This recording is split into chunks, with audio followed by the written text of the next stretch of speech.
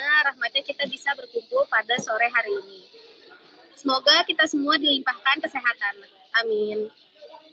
Kami ucapkan selamat datang kepada teman-teman yang sudah hadir pada webinar podcast kali ini dengan tema layanan sedot WC dan pengolahan tinja. Sebelumnya, perkenalkan saya Mirna Fitri Anissa sebagai moderator yang akan memandu webinar podcast pada sore ini. Dan tentunya sudah hadir bersama kita narasumber yang sangat spesial dan ahli di bidangnya, yaitu Kak Fenty dan Kak Siti Nurjanah dari Sedot WC Amanah. Halo Kak Fenty, halo Kak Siti. Halo Ibu, Halo. salam kenal. Halo Kak Mirna, salam kenal. Halo, sehat ya Kak? Sehat selalu ya? Sehat-sehat. Oke, selanjutnya saya persilahkan kepada Kak Fenty dan Kak Siti untuk pemaparan materi. Sudah siap Kak? Siap, aman Kak Mirna. Silakan. Oke, aku izin share screen ya teman-teman semua.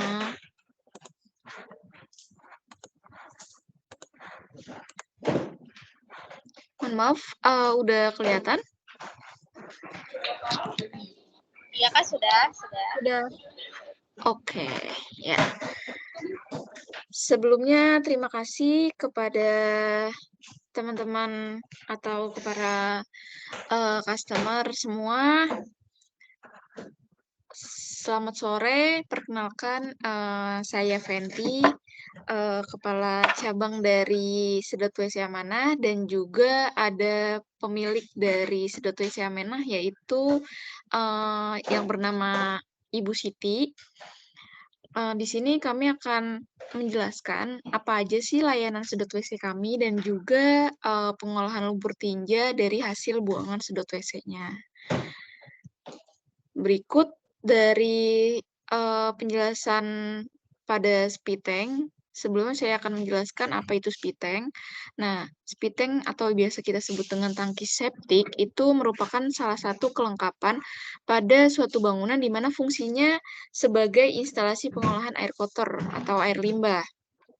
Nah, dari sini juga kita dapat ketahui bahwa secara umum Spiteng terdiri dari dua ruang. Ruang pertama yaitu berfungsi sebagai ruang pengendap, sedangkan ruang kedua berfungsi untuk mengurai dan penampung lumpur. Adanya Spiteng ini sendiri yaitu sesuai dengan standar kesehatan, tentu bakal berpengaruh juga baik pada kesehatan air tanah dan berakhir pada kesehatan masyarakat.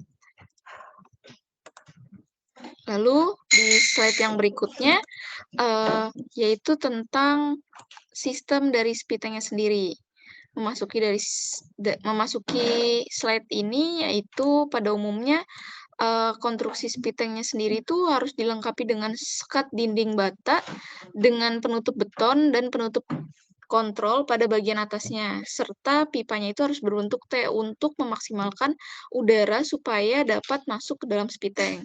Nah, adapun udara atau oksigen yang masuk itu memiliki fungsi untuk menyuburkan bakteri, untuk memusnahkan kotoran yang di dalam wadah pengolahannya itu. Nah, idealnya sendiri nih, kalau dilihat dari gambar dari sistem Spitengnya ini, yaitu menyesuaikan ketinggian air tanahnya dan juga disesuaikan menurut jenis tanah hunian. Jadi nggak bisa dibangun gitu aja, harus bisa kita analisa dulu dari ketinggian air tanahnya juga jenis tanahnya. Nah, selain itu bisa juga diperhatikan juga nih jaraknya antara sumber air bersih itu setidaknya harus ngelebihin 10 meter biar nggak terjadi adanya infiltrasi limbah dan hanya digunakan untuk melayani maksimal 5 rumah supaya proses pengolahan limbah cairnya itu lebih optimal. Lalu juga di sini setelah beberapa waktu juga itu limbah akan terpisah dalam 3 lapisan. Nah, kalau dilihat dari gambar ini memang yang terlihatnya itu ada 2 kan, ada dari first compartment sama second compartment. Tapi dari 3 lapisan itu memang paling umumnya yaitu ada yang lapisan paling atas itu berupa minyak dan segala sampah itu terapung yang biasa disebut dengan skum. Nah, lapisan keduanya itu berupa limbah cair dengan segala partikel sampah di dalamnya, yaitu biasa disebut dengan liquid sewage. Terus lalu yang ketiga itu ada lapisan terakhir berisi partikel yang mengendap, yaitu disebutnya dengan sludge. Nah, dari sini tuh kita bisa lihat bahwa jangan asal buang gitu aja kalau udah penuh spitengnya. Disarankan untuk melakukan pengurasan tangki spiteng itu setiap 2 atau sampai 3 tahun sekali. Nah, lakukan pengurasan dengan meminta bantuan ahli yang memiliki alat kuras khusus karena lumpur feses hasil pengolahan masih bahaya nih bagi manusia dan lingkungan. Khususnya bisa menggunakan jasa kami, yaitu jasa sedot WC Amanah. Lalu mengapa sih kita perlu adanya sedot WC? Nah, pentingnya dari sedot WC ini sendiri yaitu limbah tinja itu kan bakal bertambah ya terus-menerus. Kapasitas spiteng juga itu nggak bertambah. Ini yang nyebabin jadi salah satu utamanya. Yaitu salah satu limbah rumah tangga adalah limbah yang berasal dari toilet yang berada di rumah atau WC yang tadi sudah saya katakan bahwa setiap harinya pasti kita semua akan menggunakan toilet untuk BAB atau biasa disebut dengan buang air besar. Nah, setiap toilet juga sudah pasti dilengkapi dengan spiteng yang berfungsi untuk menampung limbah kotoran dari WC. Untuk kewajibannya yang tadi saya katakan bahwa rumah itu harus melakukan 2 sampai 3 tahun sekali untuk penyedotan WC selama banyak penghuni yang menggunakannya. Jika rumah itu hanya ditempati oleh 1 atau 2 orang, ya paling lambat 5 tahun sampai 6 tahun sekali itu udah harus sedot WC. Nah, manfaatnya apa aja nih? Yang paling pertama yaitu ada WC menjadi lebih terawat. Kedua, akan memperpanjang masa kerja spitengnya. Ketiga, memperlancar aliran dan kotoran rumah tangga. Keempat, WC juga nggak cepet bau. Kelima, spiteng juga nggak cepet penuh.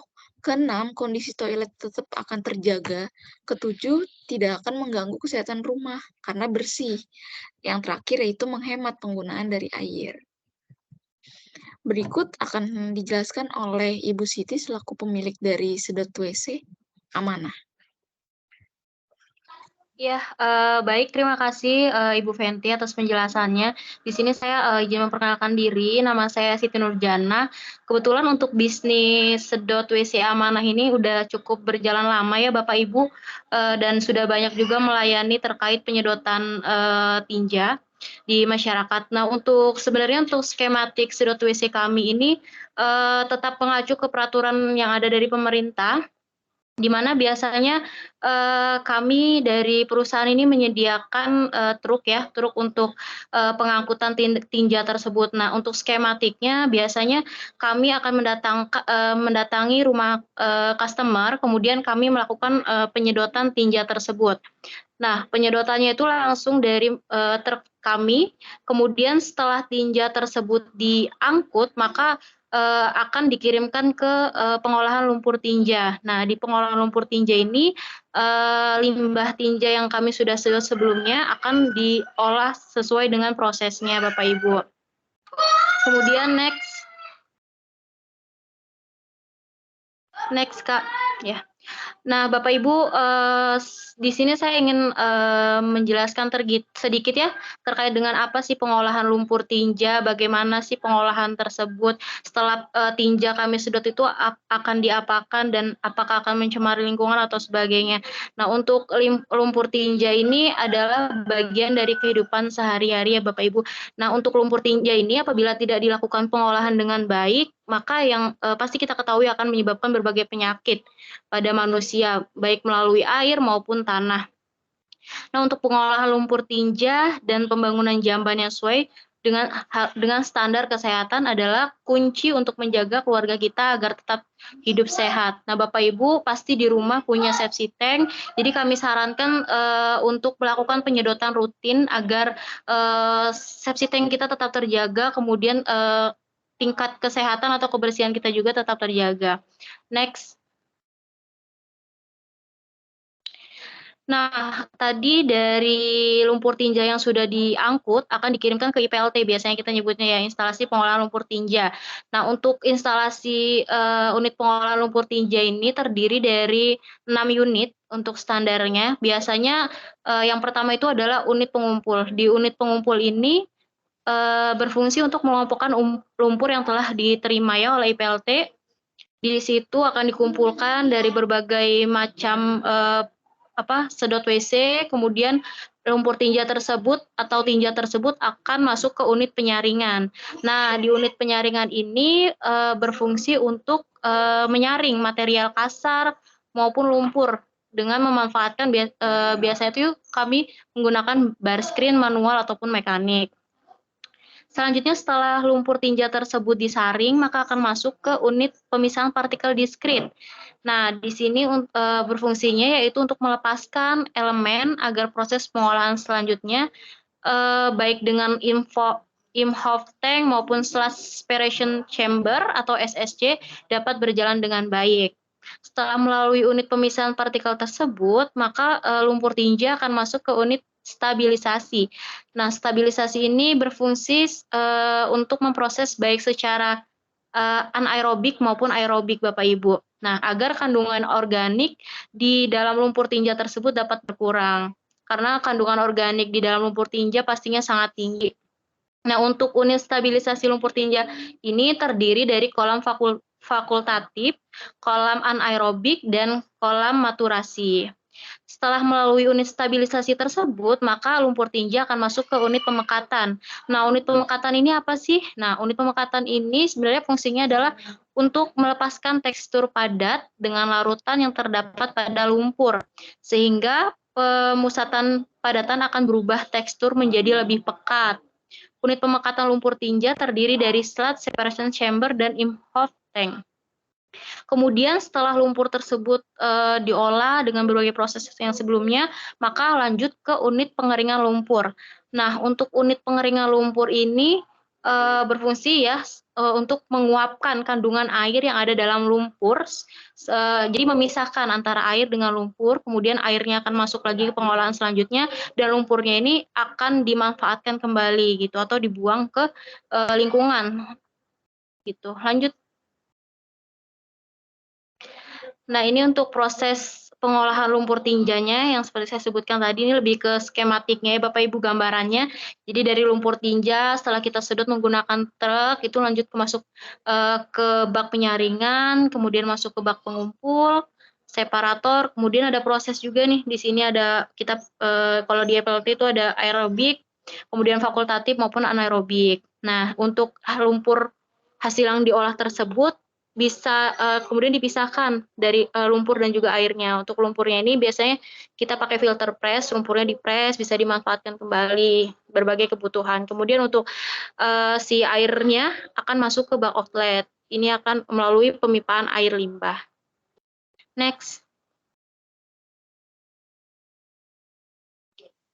Nah, Bapak Ibu, ini merupakan ketentuan izin usaha jasa sedot WC ya Bapak Ibu. Jadi perusahaan kami tetap mematuhi peraturan regulasi yang ditetapkan oleh pemerintah untuk menjalankan usaha kami. Nah, dalam pengoperasian usaha, para pelaku usaha sedot WC termasuk sedot WC amanah itu sudah memenuhi klasifikasi baku lapangan usaha Indonesia atau biasanya kita tahu tuh KBLI yang sesuai agar bisa menentukan jenis perizinan usahanya.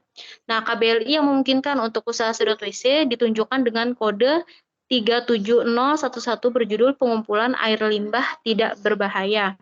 Nah, uraian tersebut mencakup kelompok usaha kegiatan pengumpulan dan pengangkutan air limbah industri atau air limbah rumah tangga yang tidak berbahaya melalui yang pertama itu bisa dari saluran dari jaringan pembuangan air limbah, kemudian pengumpul air limbah, dan fasilitas pengangkutan lainnya, kendaraan pengangkutan air limbah atau kotoran yang tadi kita sebutkan tuh biasanya truk ya, pakai truk. Next, Bu.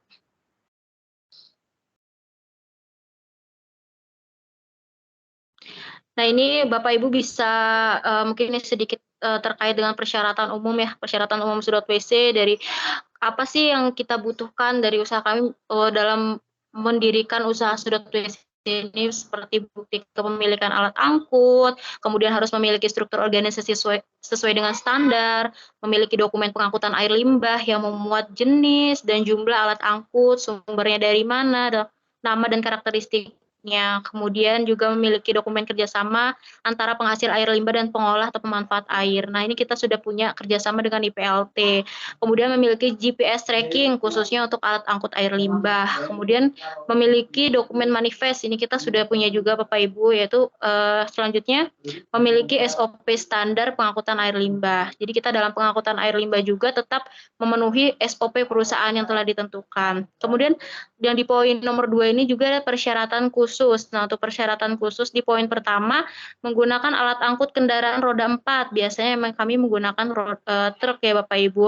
Kemudian kita juga sudah mencantumkan nama dan nomor telepon perusahaan pada sisi kendaraan. Jadi lebih jelas. Kemudian dilengkapi juga dengan informasi jenis air limbah yang diangkut apa, dilengkapi dengan lampu rotari. Kemudian kami juga sudah pastinya dilengkapi dengan surat tanda nomor kendaraan, memiliki surat bukti kelayakan alat angkut, dan memiliki pengemudi yang telah mengikuti pelatihan K3, bagaimana pengangkutan air limbah yang baik supaya tidak bocor, kedap air dan sebagainya. Kemudian tidak korosif atau menyebabkan korosif. Dan yang terakhir adalah disesuaikan dengan karakteristik air limbah yang diangkut. Jadi kita sebelum mengangkut kita mau sedot apa nih, kita harus tahu dulu gitu. Kalau dari ya gitu. Kalau dari kami mungkin cukup ya.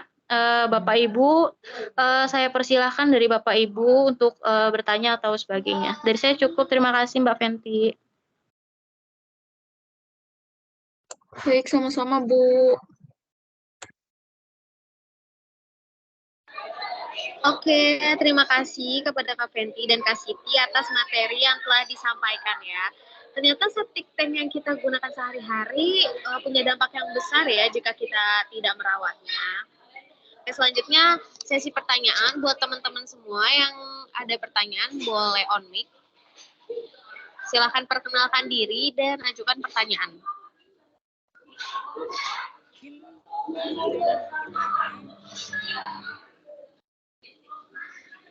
Ya, halo. Ya, halo Mbak.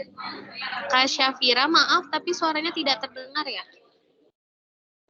Halo Mbak, kedengeran nggak Mbak? Iya. Oh iya, sudah masuk. Silakan Ya. Kak Syafira perkenalkan diri. Perkenalkan, Dan nama saya Syafira Nurul Huda. Di sini saya ingin bertanya terkait promosi sedot tinja sendiri itu, kenapa ya kalau saya lihat itu promosinya itu kertasnya itu ditempel di tiang-tiang listrik gitu. Oke, sudah Kak Syafira? Iya, aku pengen tahu kenapa promosinya kebanyakan lewat itu tempelan kertas yang ditempel di tiang listrik. Itu pertanyaan saya. Oke, terima kasih. Untuk Kak Fenty dan Kak Siti silahkan menjawab. Ya, baik Kak Safira, terima kasih sebelumnya atas pertanyaannya. Ya memang seperti yang kita tahu ya, banyak iklan-iklan sedot WC memang ditampilkan di tiang-tiang listrik. Sebenarnya untuk alasannya kenapa itu mungkin karena dahulu ya, untuk iklan atau promosi di sosial media itu memang belum sepesat sekarang ya Bu ya. Maka kami menggunakan alternatif lain karena kebetulan memang sedot WC kami udah berdiri sekitar 10 tahun yang lalu gitu. Jadi menggunakan promosi di tiang listrik. Nah, karena tiang ini kan banyak tersebar di jalanannya Bu ya, yang seperti kita tahu nggak hanya satu atau dua, dan juga belum ada yang melakukan promosi melalui tiang listrik. Nah, dari situ kami berinisiatif, gimana sih untuk kami ini memberitahukan kalau kami ini punya usaha sedot WC seperti itu. Nah, alasan lainnya juga karena iklan di koran itu mesti berbayar ya Bu. Jadi kita dan juga punya jangka waktu pemasangan. Jadi meski itu terbilang murah, tapi sementara di tembok dan tiang listrik bebas, gratis, dan ya tidak ada yang mengganggu gitu. Jadi masyarakat juga mudah untuk mengingatnya. Seperti itu Bu Syafira. Baik, terima kasih Mbak atas jawabannya. Ya, baik Ibu. Oke, terima kasih. Ya, terima kasih Kak Syafira atas pertanyaannya. Tapi kalau boleh tahu usaha sedot WC ini apa? Sudah ada webnya? Biar teman-teman yang lain bisa mengakses lebih mudah kali ya. Oh iya, Sudah ya, Ibu Fenty, kita udah punya websitenya ya. Ini Bu Fenty nih yang lebih paham sih terkait website. Coba Fenty, website kita apa nih? Oh iya, sudah. Nanti saya share lewat komen kali ya. Atau enggak, nanti saya coba. Ini kan semuanya udah masuk ke grup. Nanti saya kirim linknya untuk bisa lebih enak baca-bacanya terkait mulai dari pelayanan kami, harga, dan cabang-cabang yang udah ada terdekat sih dari rumah para customer gitu sih. Gitu, Bu. Oke, terima kasih Kak Fenty. Selanjutnya ada yang masih mau bertanya, silahkan sebut nama dan ajukan pertanyaan ya.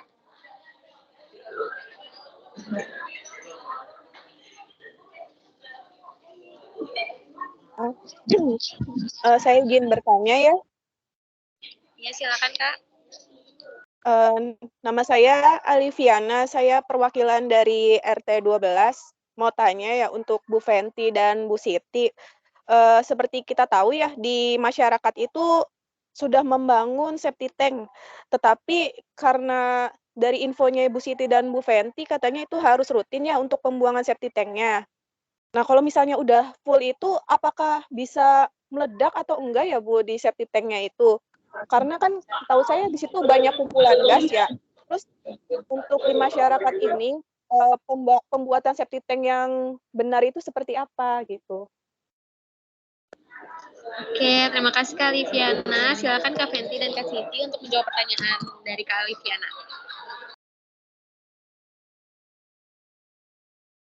Oke, Bu Siti, saya izin jawab ya, Bu.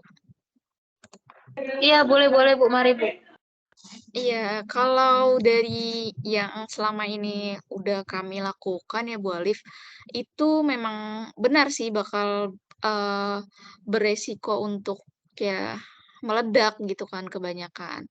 Nah, itu tuh biasanya pembangunan spitengnya itu tidak memenuhi syarat, yang bikin dia seringkali tuh ngalamin kebocoran dan juga bisa jadi menyebabkan pencemaran tanah nih.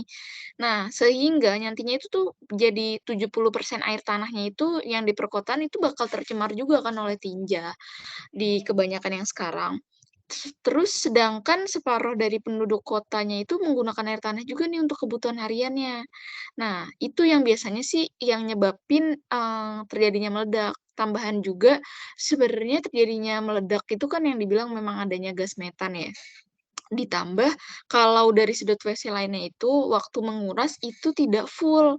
Makanya pada saat terjadinya ditutup itu udah kepenuhan, nggak ada lubang sama sekali, main dibuka aja. Nah, itu yang bikin jadinya meledak. Harusnya pada saat mau membuka itu harus dikasih lubang aja dulu sedikit. Nah, itu yang nantinya bakal bisa eh lebih safety sih, lebih safety untuk mengurangi atau meminimalisir adanya ledakan, gitu sih. Kalau misalnya untuk modelnya memang itu sudah sesuai aturan, gitu kan. Udah sesuai aturan yang tadi ada dijelaskan di PPT, bahwa untuk pembangunan septic tank-nya juga itu sebaiknya udah harus sesuai izin, karena nantinya bisa membuat kenyamanan sih bagi pengguna. Kayak gitu sih kalau untuk modelnya dan yang lain-lainnya gitu sih. Nanti bisa dilihat di website kami sih, Bu. Gitu, Bu. Oke, bagaimana Kak Liviana? Terima kasih untuk penjelasannya Bu Fenty. Oke, terima kasih. Selanjutnya, apa masih ada yang ingin bertanya?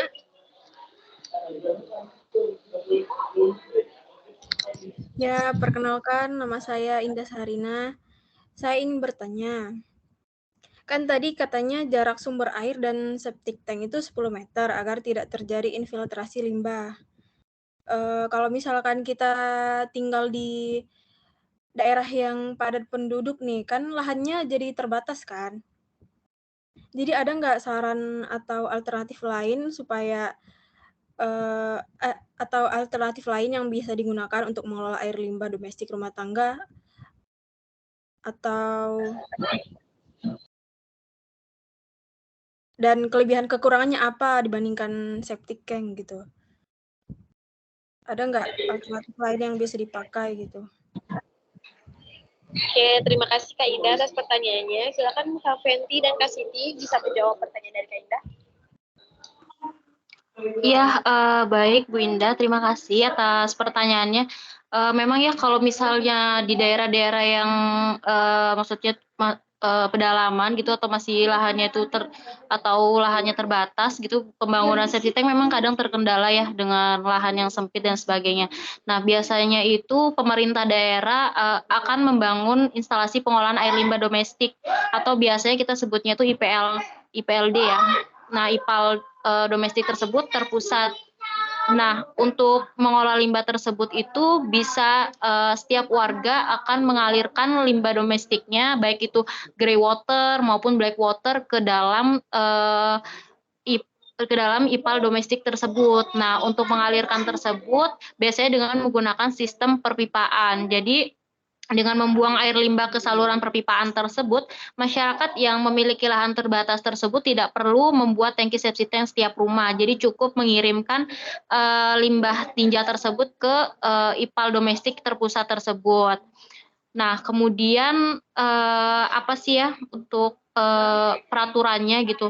Karena merujuk ke keputusan Gubernur Nomor 45 Tahun 1992 bahwa setiap bangunan yang berada di daerah yang sudah terpasang pipa air limbah itu wajib membuang air limbahnya ke pipa tersebut melalui sambungan persil. Nah, untuk keuntungannya apa sih kalau kita membuang tinja tersebut langsung ke IPAL domestik tersebut? Yang pastinya itu memperkecil ya pencemaran air tanah dan limbah tinja akibat kebocoran tangki septic tank, karena banyak sekali kasus tangki septic tank di perumahan masyarakat itu mengalami kebocoran sehingga mencemari lingkungan atau air tanah. Kemudian keuntungan lainnya jika kita menggunakan sistem ini yaitu lahan kosong yang tadinya ada atau yang seharusnya dibangun septic tank tersebut dapat dimanfaatkan nih Bu, seperti untuk parkir atau lahan hijau atau taman gitu. Jadi lebih banyak bisa digunakan untuk kebutuhan lainnya. Nah, tapi kekurangannya kalau kita menggunakan sistem ini yang pastinya untuk ada maintenance khusus ya, ada iuran yang biasanya masyarakat bayar ke pengurus IPAL domestik tersebut untuk melakukan maintenance gitu. Gitu Bu Mirna dari saya.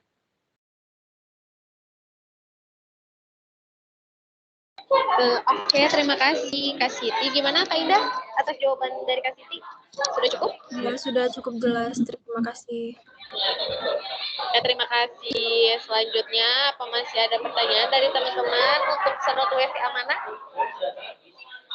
Mau tanya lagi, Bu?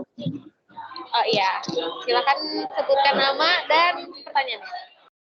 Ya, nama saya Cafira. Saya ingin bertanya tadi yang dari melanjutkan pertanyaan Bu Alfi. Nah, ada saran dan tips nggak ya supaya WC itu nggak cepat tersumbat gitu? Mungkin itu aja. Terima kasih. Oke, silakan Kak Siti dan Kak Fenty untuk menjawab pertanyaan dari Kak Syafira.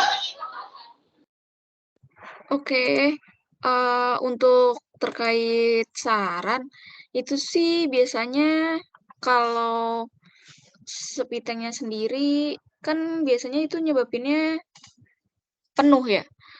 Itu bisa mulai dengan cara, ya kalau efektifnya biasanya orang bilang pakai garam aja gitu kan. Tapi rutin untuk ya garamnya secukupnya tuh kayak sejumput aja gitu loh dibuang ke kloset kayak gitu. Diutamakan jangan memakai itu loh kayak produk-produk untuk pembersih kamar mandi yang pekat banget. Nah, itu biasanya juga yang menyebabkan WC jadi tersumbat gitu. Nah, tadi sudah ditekankan bahwa adanya sedot WC ini atau layanan ini itu adalah mempermudah para customer atau para bapak ibu untuk bisa merawat kamar mandinya gitu kan dengan cara ya menyedot WC 2 sampai 3 tahun sekali kayak gitu sih Bu sarannya. Itu aja sih kalau misalnya alternatif lainnya kalau seandainya belum mau sedot WC nih gitu dicoba dulu untuk menggunakan alternatif garam sih biasanya kalau orang-orang bilang kayak gitu sih. Itu aja sih Bu. Oke, terima kasih Kak Fenty. Gimana Kak Syafira? Oke, terima kasih atas tipsnya, Bu. Oke, selanjutnya aku kasih kesempatan untuk 2 pertanyaan lagi ya buat teman-teman yang ingin bertanya, silahkan on mic.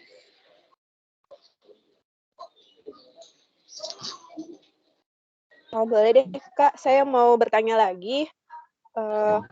Gimana sih cara kita tahu untuk tangki septic tank yang kita buang itu kan biasanya ini ya sudah mengeras ya untuk tinjanya.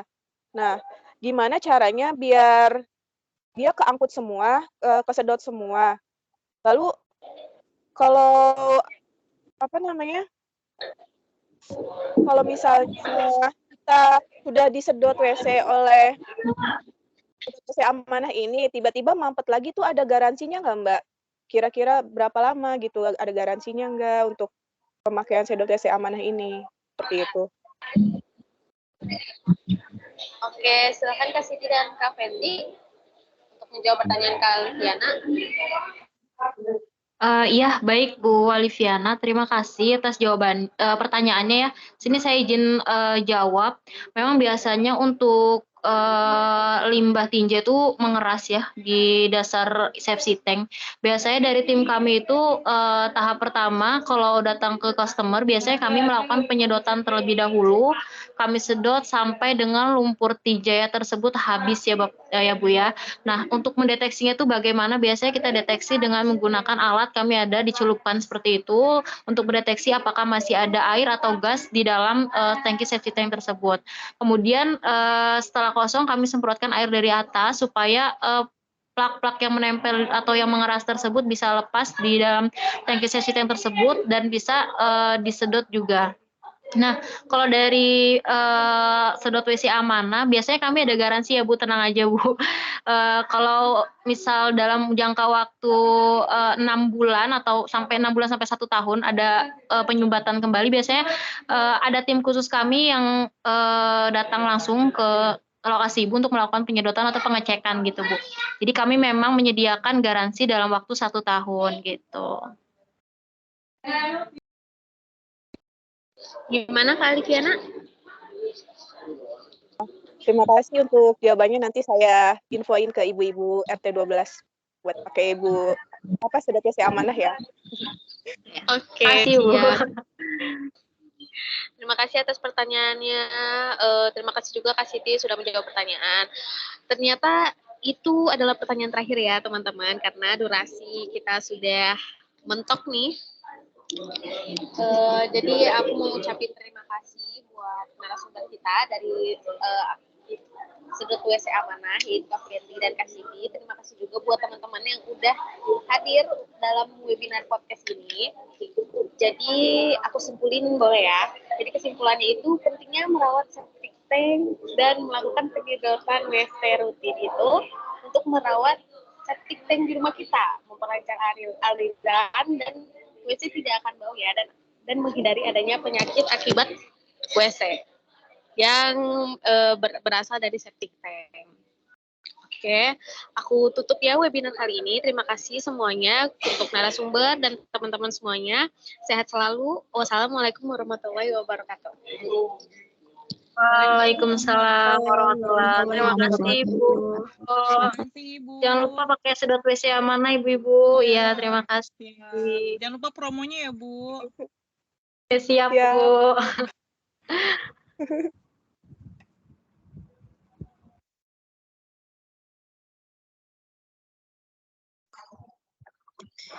Siap.